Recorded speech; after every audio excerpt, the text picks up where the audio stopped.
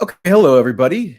I thought that in my current apology tour of sorts, just kidding, kind of, that it might be worthwhile to go on video in front of you all and reiterate some of the points that I've been making about whether or not it is correct to characterize me as having been quote unquote wrong about the invasion of Ukraine, and to what extent I acknowledge that I've been wrong about the invasion of Ukraine, and kind of intermingled issues from there. So if you have any points to raise on this score, put them in one of the video chats and I will try to get to them.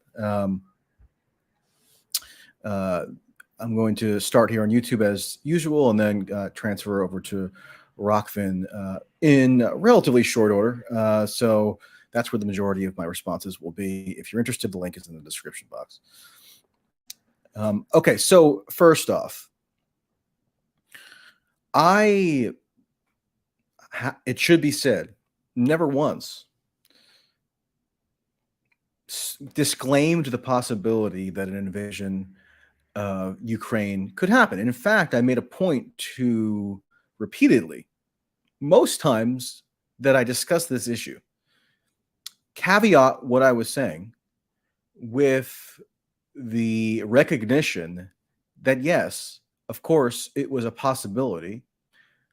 I even wrote it was ominously plausible that an escalation of this kind could occur. That being said, I also acknowledge that if somebody is picking up on broad themes that I'm putting out there into the public domain, right? If they are not scrupulously reading every single word that I write or every word that I utter, which, it's hard to expect that in any case. I mean, I don't know that I would necessarily even follow every single thing that I write or say for myself. Then it's at least reasonable or understandable anyway to infer, if you're an outside observer, that my posture toward this issue was one of rejecting the possibility of an invasion, even though I never said that literally. Okay. So I have to then account for my own conduct, I think, and more journalists ought to do this. They generally don't, especially if they're not really accountable to an audience. If they just exist in some kind of corporate institution, then it doesn't matter if they exert any accountability on themselves, because like the only mechanism of validation is whether they are in good standing within that institution. It's not whether they've been right or wrong, or whether they've been vindicated, or whether facts have undermined them, or what have you. So I've always felt an obligation to be transparent on this kind of thing, and account for when I might have gone astray to some degree.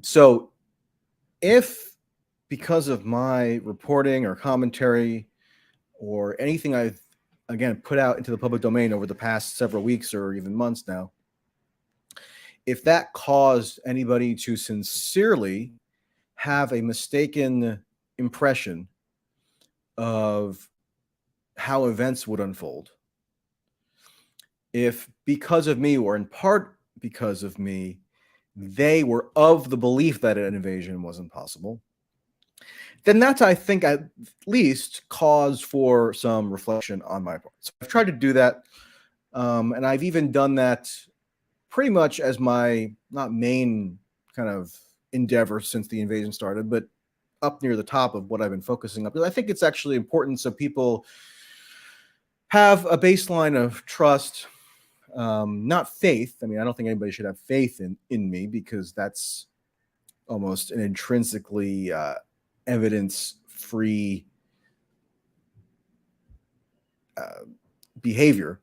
But trust in that, I'm giving you evidence of, hopefully, my trustworthiness, which is that, yes, I directionally was highly skeptical that the intelligence emanating out of the US and being laundered through the media, which predicted an imminent invasion, was accurate. Not that I ruled out the possibility, right? But again, you could add however many caveats you want here. It doesn't really matter. I had that directional skepticism, yes, in large part due to a repeated pattern of these same sorts of intelligence leaks and these same kinds of media tactics where they're just quoting anonymous officials making grandiose claims. I had just gone through, or we all collectively gone through, if you've been paying attention, an era in US politics where that was functionally how information regarding Russiagate was disseminated. Much of the time, it was incredibly skewed. It did not have an evidentiary basis, and it would kind of collapse upon scrutiny. So that was sort of the backdrop for how I approached this latest series of leaks. Now, I will say that if journalists, particularly corporate journalists who are the recipients of these leaks from anonymous officials, they do have some culpability here in why the public would be justified in not taking what they say at face value. Because why should it be the case that anonymous officials, whether it's like, Western intelligence officials or defense officials, or it's always vague how they're even characterized, but why should it be the case that they get to just whisper to their preferred journalist who will then tweet out, dutifully their predictions about an event as momentous as a potential invasion of the largest country in Europe by landmass? I mean, I think that is also, in a way, reckless behavior on the journalist. Now, it doesn't necessarily diminish from whatever faults I might have exhibited here, but it is one factor to take into consideration. So, yes, the broad thrust of what I've been saying over these past several weeks does give the indication that I was highly skeptical of an invasion actually happening as predicted. And now it's happened. It happened for all to see. There's no more factual doubt about it whatsoever. And so, when the facts change, my attitude changes. I mean, I think that's a healthy habit. And it's almost useless at this point to kind of quibble on a technicality by telling everyone who's accusing me of getting wrong. Sometimes they're joyously accusing me of getting it wrong because they didn't like me anyway, which is fine. But the quibbling on a technicality and showing the many examples of instances where I did qualify what I was saying and acknowledge the possibility of invasion, it's almost useless because what they're doing is picking up, not entirely unreasonably, on a general impression of what my posture was on this. And it's not false that my general impression was one of skepticism. And so, therefore, if I still maintain that I wasn't technically wrong in the sense that I somehow boldly proclaimed that no invasion would ever happen, I admit that the thrust of what I was saying kind of rightly appears now to have been undermined by the actual facts as they've unfolded. So I need to take account for that and assess whether that could have been caused by blind spots or other analytical errors or different biases. Now, there was one theory put out actually in a Substack from maybe a week or two ago that I happened to read by somebody who I didn't previously know, but who mentioned me and said that I was guilty of an error in pattern recognition, which is to say that my recognition of a pattern over the course of Russiagate vis-a-vis leaks that pertain to Russia that came from U.S. intelligence sources or U.S. government officials and then were kind of transmitted through willing media apparatchiks, that pattern was not applicable to the assessment of whether an invasion was actually imminent. So there was an error committed by me, it was said, in kind of transposing that pattern into a radically different context. So in a way, it was a category error. I think there's some plausibility to that, and I actually took that into consideration, before this invasion started, week and a half ago. That said, I was still of the mind that until an invasion happens, until it's incontrovertible that an invasion has actually taken place, then yeah, I'm going to reserve the right to be skeptical of official U.S. government claims. And until Wednesday evening, when Putin got on TV and announced the invasion, officially, up until that point, there were still dubious things being done by the media and the U.S. government. Number one, it was being proclaimed that the invasion had already commenced as of Monday, but it hadn't yet. It started on Wednesday. And I know that seems minor, but if we're talking about war and peace and life and death, it's actually kind of important to get these things right, because who knows, maybe there could have been some last minute opportunity for a rapprochement or some kind of diplomatic accord to be brokered. Who knows? It's just, precision is actually somewhat necessary here, and it wasn't, that was not adhered to at all. So before Putin even launched the invasion, which, yeah, he did on Wednesday night, but before that, after he announced the recognition of these break-off territories in the Donbass, you saw declarations that there was actually an invasion underway. I mean, it was asserted as fact by members of Congress, by pundits, by newspaper headlines, and so on and so forth, that the invasion was underway, and that was just not true. And so I pointed that out. I mean, I don't understand still at this point, how pointing out the falsity that an invasion was underway when it was claimed to have been underway somehow means I was, quote, wrong when the invasion was in fact underway. Like, if I said an invasion was not happening now, that would be wrong. But I said it wasn't happening when it was not happening. Now, I know people will say, oh yeah, but what did you think that all those troops amassed around the Ukrainian border were for? Were they just, playing patty cake? Well, no. I mean, I did take that into consideration when I was evaluating the situation, but I also took into consideration, and this is maybe one of the most significant errors I made, or the most significant things that I maybe overly emphasized. I paid attention to when the government officials in Ukraine, one of whom I actually personally interviewed, were adamant that the situation on the border, meaning the quantity and positioning of the troops that had been amassed by Russia, was no different than what Russia had done a year prior. And they were vehement that a bigger threat, this is what a member of parliament told me personally just last week, okay? She was vehement, and you can go look it up on my Substack. I'm not going to be taking that down. I think it's, still a relevant historical artifact in a way. But she was vehement that the bigger threat to her mind, and she was speaking on behalf of her entire political cohort, which is, this happens to be a woman who was in the party headed by Zelensky, the president. She was vehement that the bigger threat to the security of Ukraine was not a forthcoming Russian invasion, which she regarded as a very remote, even minor possibility. What she regarded as the true threat to Ukraine at that point was the panic being stoked by external actors, foremost among them the U.S. So when I hear that, what am I just supposed to believe? So I'm having people whose lives are on the line, people whose careers and families and entire sense of place is on the line should an invasion occur. They're saying this with almost total unanimity, meaning the Ukrainian officials.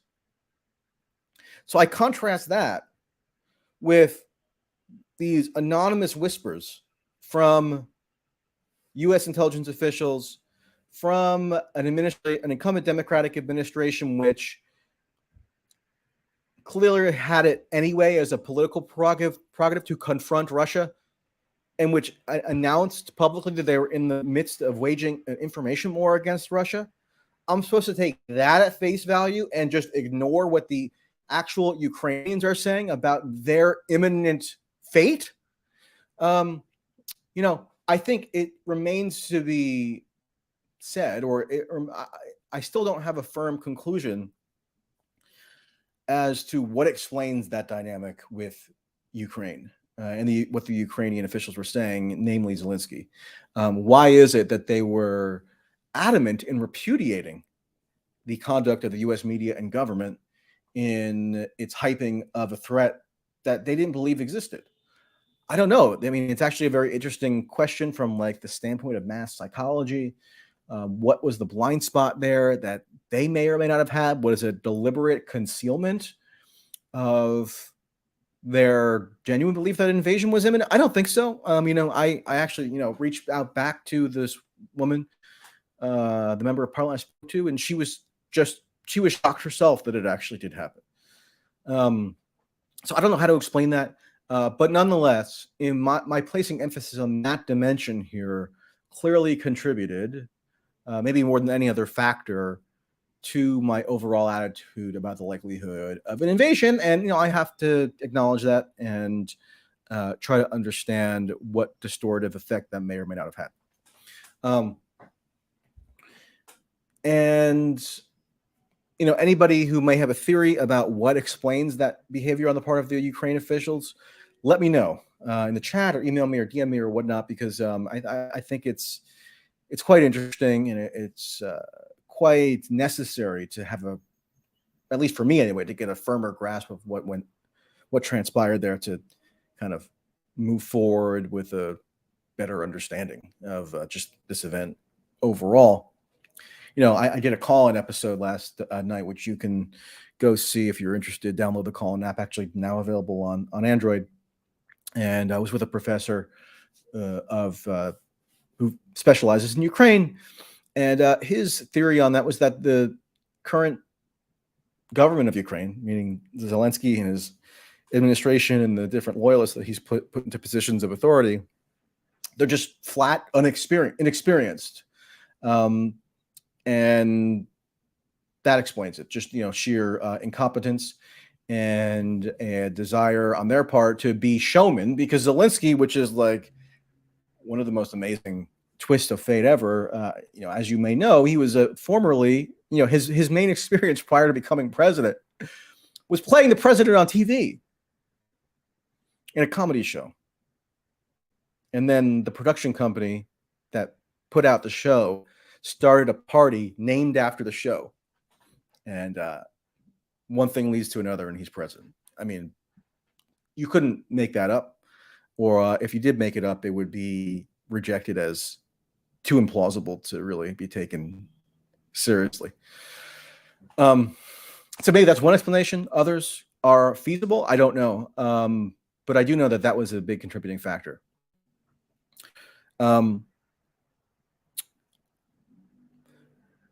So I just named two factors there that I think were relevant. Number one, maybe a partial error in transposing a mode of pattern recognition that might have been relevant to one set of issues, but wasn't as relevant here.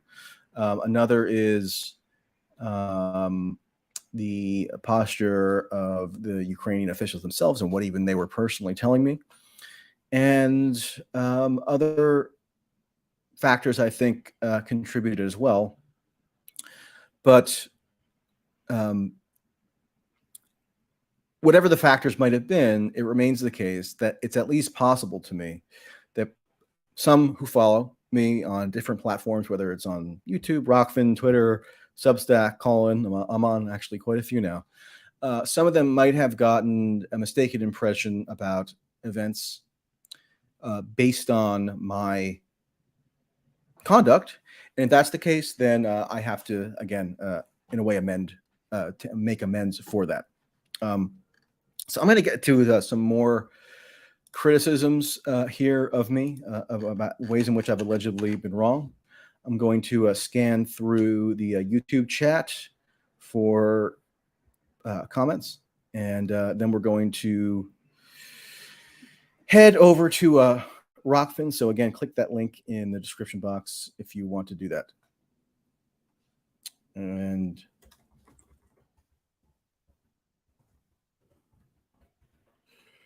one second here. Just collecting some comments. I do this on my own. I'm a one-man show, so it's not like I have an assistant collating everything for me. So you'll have to bear with me.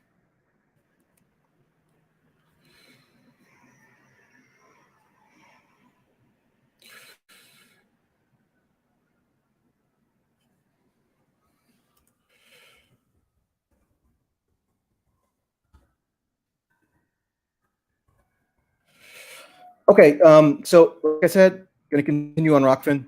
Click over there and give me 1 second.